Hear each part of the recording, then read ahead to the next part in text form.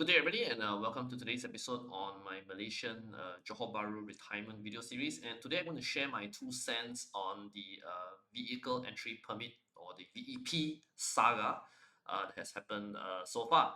As most of you would know, Malaysia has implemented a VEP entry for all car vehicles starting 1st of October, right, which was basically last week.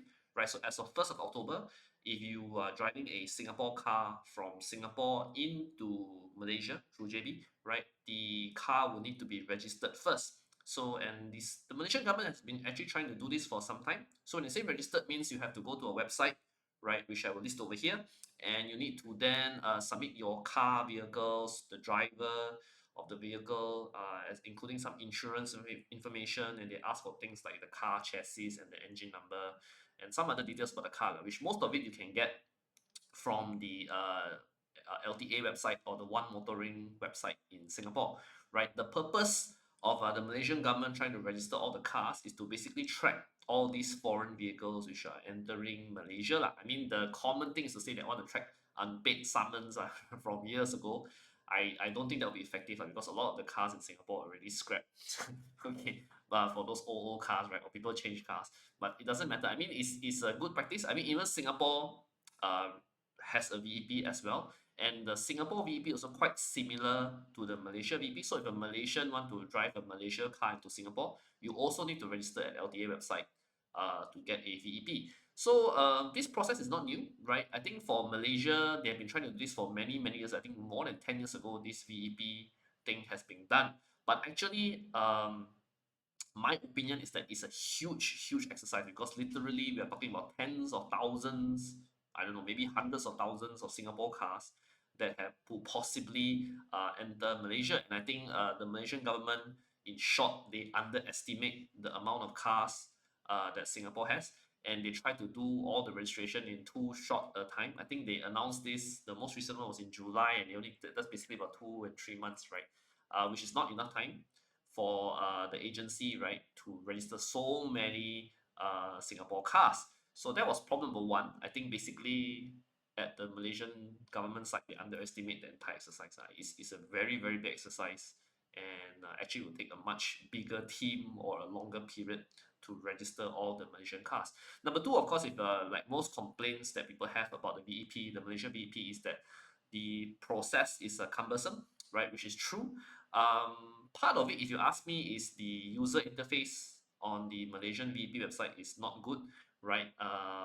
Personally, my car I already registered my VEP, so I have a successful VEP now. Okay, so the problem with the website for the VEP is that it's not very user friendly. It's not mobile friendly, right? And I'm sure a lot of older people who are not very good at computer will have trouble registering the VEP lah. Furthermore, as per most typical Malaysian government phone number and email, right, they do not pick up the phone or they don't reply email. Unfortunately, this is a very common problem in a lot of Malaysian government agencies, right? Unlike Singapore, so I think the Singapore expectation of the effectiveness of the VEP is high, lah, right, based on their own government experience.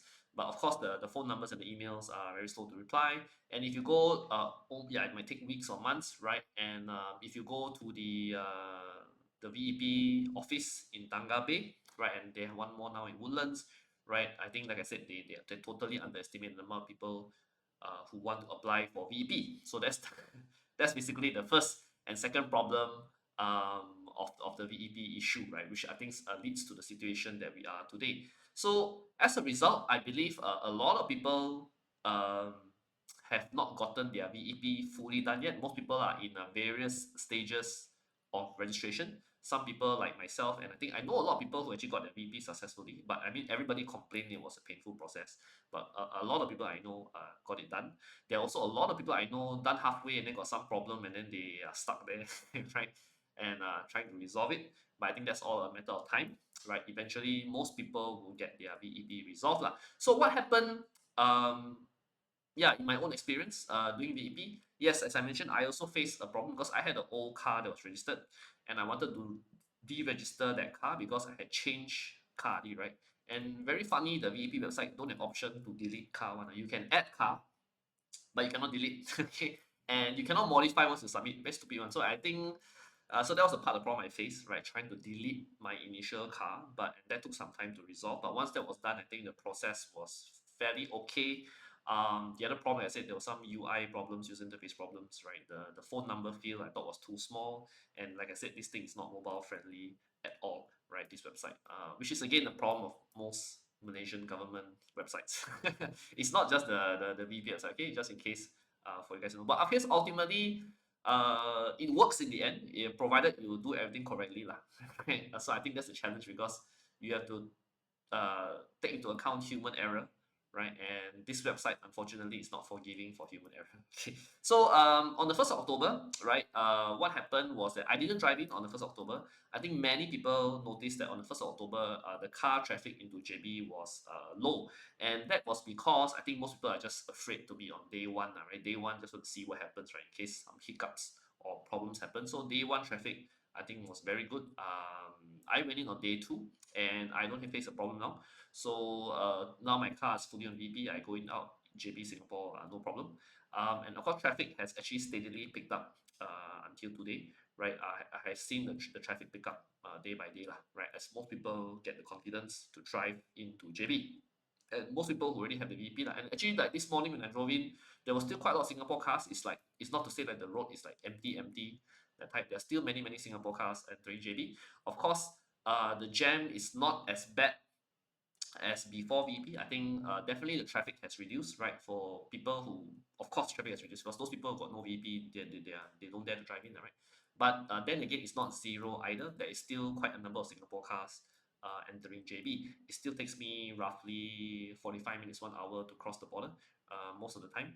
So there's still some traffic there. Of course, this is still better, and this is at late hours, like 9 a.m. plus, which is normally very jammed before this. So my opinion is that as more people solve the VEP problem, right, and get their VEP approved, right, you will see the traffic return to normal. This process will take a couple of months, I think, judging from it as people get used to the process. I know some of you saw the news that if you don't have VEP, you will get warning, right? The warning only applies if you totally have not tried to register at all. If your car don't even submit first time registration, right? Then you get a warning. If you have submitted and the delay is because of the Malaysian government, then they will not give you a warning, right? The warning is only for cars who totally have not tried at all. And I do see some comments online. There are people who don't even try, right? Because they suspect or they see that the Malaysian government will cancel this process. I don't think any cancellation is here. So for those of you who intend to drive into JB, right, do register. Your VEP will last you quite a long time. So just do it one time, right, and then it's not your problem. It won't be a problem for a long time, right? So yeah, so just go and register, right? I know it's a bit of a painful process, but if you need to go to JB and drive, right, just do it. Okay. One more thing I want to share is in case you find the VEP process very painful, and you totally cannot do it or nobody to help you to do it, one option is actually apparently there are companies in Singapore that can help you do this for a fee about 150 Singapore dollars, right? I don't know how these companies do it. I am not affiliated to them, so I will not be sharing any contact here openly because I'm not advertising for them. But apparently, if you got VEP problem, right, you can ask them to do it for you. They can help you through the entire process for $150, right? I actually saw the brochures being put in HDB car parks in Singapore.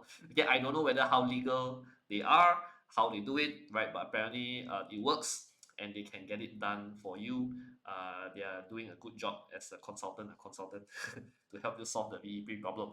Okay. Yeah. So this please do it Google, right? Or maybe you can privately text me. I can send you some numbers on how to settle the VEP if you are facing VEP problem. One more thing I want to share is I see a lot of petty comments online on various numbers of Facebooks and news channels, right? Like Singaporeans criticizing Malaysia government, Malaysia people criticizing Singaporeans. I think you guys have to stop being petty lah, about this VEP issue, right? I think everyone is using the VEP as an opportunity to say something nasty, which I think is very small-minded. Please don't be small-minded, right? This is it's just something to work on, right? No need to get angry or say stupid things to each other. I find it very petty. Online, the problem with online and social media is that it allows people to say nasty things without fear of repercussion because their identity is not obvious, right? Or they can hide behind their online personas. So don't be a nasty person, right? The VEP is like I said, both Singapore and Malaysia have VEP. Even if the Malaysia VEP implementation is not smooth, right? That doesn't mean that you should go and say nasty things about your neighbor and things like that, right? It's very important to create a win-win situation for everyone, right? And as I said, judging from what has happened the past 1 week, right, VEP traffic will only go back to normal. It's just a matter of time, right? As most people's VEP get resolved. Okay. So yeah, so that's my 2 cents on the VEP. I think one good positive side effect of VEP is that a lot of people will install the Touch and Go e-wallet. Now, e-wallet is something quite common in Malaysia. Right nowadays, a lot of Malaysians use e-wallet. Singapore, e-wallet is not common in Singapore. Most of us are still using QR code pay now, that kind of payment method, right? But in Malaysia, we have an e-wallet. The benefit of an e-wallet is that you can have its own balance. So you like transfer, for example, 2,000 ringgit to the e-wallet, right? And the e-wallet itself, your own bank account is not affected. It's only the 2,000 ringgit in the e-wallet. So it's an extra layer of protection, and the Touch and Go e-wallet can do many things. It can do also all sort of QR code payments in Malaysia.